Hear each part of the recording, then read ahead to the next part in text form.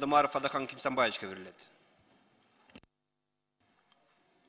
Урматтуу кесиптештер, мына азыр Айыл чарба министринин берип аткан суроо жоопторун, өкмөт башчысынын берип аткандарын баарын сактап коюп, ноябрда дагы бир парламенттик угуу кылсак да, бүгүнкү айтылган сөздөрдүн канчалык деңгээлде аткарылды деген анализ кылсак.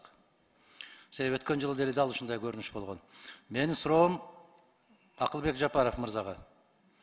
Кечээ маалымат кетти, Кыргыз министрлер кабинети Конституциянын 44-чү беренесин Конституциялык сотко кайрылыпсыңар. Пенсия, пособия, жөлөк пулдар боюнча. Эмне максатта кайрылдыңар ага? Ар бир өлкө өзүнүн мүмкүнчүлүгүнө жараса социалдык төлөмдөрдү төлөйт. Ошо боюнча разъяснение берүүнү сурандык Конституциялык соттон. Сиз мындай так жооп бериңизчи. Башта мындай бир күчтүү эле жооп берет элеңиз го. Азыр сүйлөсөмбү, сүйлөбөсөмбү, айтсамбы, айтпай эле койсомбу? Мындай тиригирээк болсоңуз. Мен билем, даражаңыз бийик, билем, бирок мындай так жооп бериңиз. Кимсанбаевич, мен сизден улураакмын, даражам дагы улураакпы. Ошон үчүн мага акыл үйрөтпөй эле койсоңуз. Анда тагыраак жооп бериңиз да, там сүйлөгүңүз келбегенде. Кабинет министров катары өзүбүздүн укугубуз менен колдонуп, Конституциялык сотко ошо статьяны чечмелеп берүүнү суранып кайрылды. Анын эмнесин түшүнбөй атасыңар силер? Биз колубуздан келген гана жардамды бере алабыз. Анда эмне үчүн Конституцияга жазып койдуңар?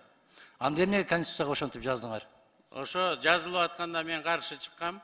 Бирок ошо эркинде формулировка болуп калды. Анда иштебеш керек да. Каршы чыккан позицияга иштебеш керек да. Мен пенсия төлөй албайм, мен пособия төлөй албайм, жөлөк пул төлөй албайм деп айтыш керек да. Адахан Кимсанбаевич, мен төлөй албайм. Кабинет министров төлөйт. Өзүнүн алдына жараша, өзүнүн экономикасына жараша.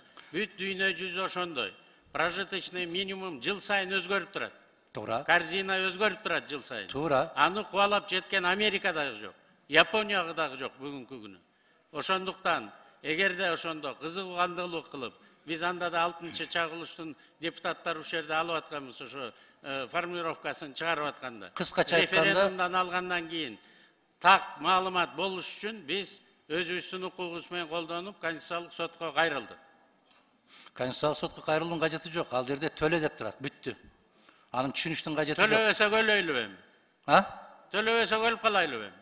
Төлөй албасаңар иштей албайбыз дегиле да. Биз Конституцияны аткарбайбыз дегиле да. Биз иштеп атабыз. Ошо Конституциянын статьясын так чечмелеп бере турган орган бар. Аны сиз дагы мен да чечмелей албайм. Сиз аны так билесиз. Конституциялык сот гана бере алат. Разъясненияны, толкованияны дагы. 44-чү беренесинде анын түшүндүрмөсүнүн кажети жок, так жазылып турат. Кыргызстанда пенсиялар, жөлөк пулдар, пособиялар эң төмөнкү керектелүүчү куржундан кем болбойт деп турат. Бүт анын эмнесин түшүнүксүз. Ошо керектелүүчү корзинаны өзүнүн экономикасына жараша өкмөт тактайт.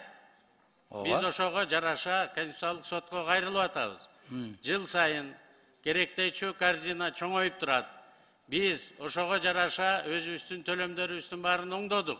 Бирок бүгүнкү күнү экономика ушуну так аткарганга пока күчүбүз жетпей атат. Ошону толук бизге мүмкүнчүлүк бериңиздер, формулировкасын кандай деп түшүнсө болот. Кем эмес болуш керек деп турат. Анда биздин Конституция күмөн экен да, туурабы? Ошо статьясынын формулировкасын биз так чечмелеш үчүн Конституциялык сотко кайрылдык. Бир статьясы үчүн. Да, кайсы статьялар күмөн?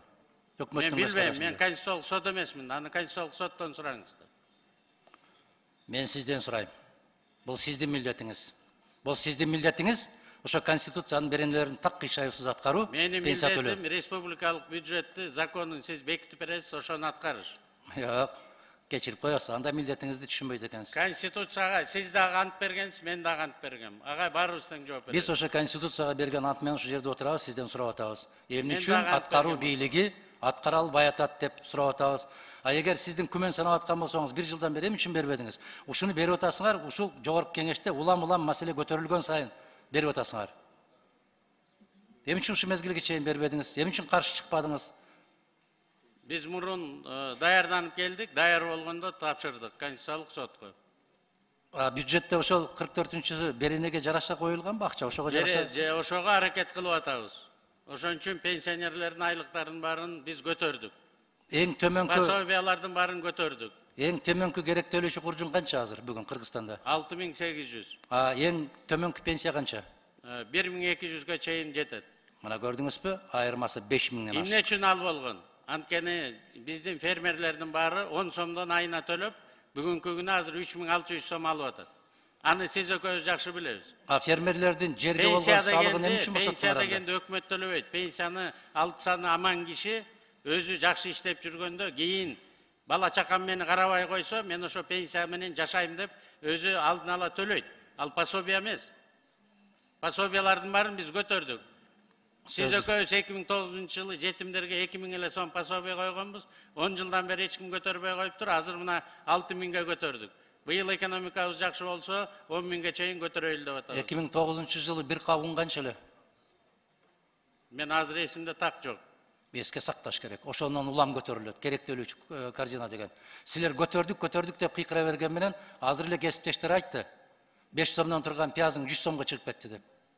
Көтөрөсүңөр, милдеттүүсүңөр, ошону көтөрөбүз деп баргансыңар. Ал жүктү көтөрө албасаңар, көтөрөбүз деген азаматтар турат. Бергиле ошол азаматтарга көтөрүп кетсин ары карай. Мына ушундай Бере турган убакытта келет. Ушундай мамиле жасаш керек. Урматтуу кесиптештер, мен өткөндө эле айттым эле, өкмөттүн отчетун берип атканда Конституциянын 44-чү беренесин аткарбагандыгы үчүн гана булар кызматтан кетиш керек деп. Мына азыр арасында бир дагы бир аял зат жок, башка бир кыз келиндер жок.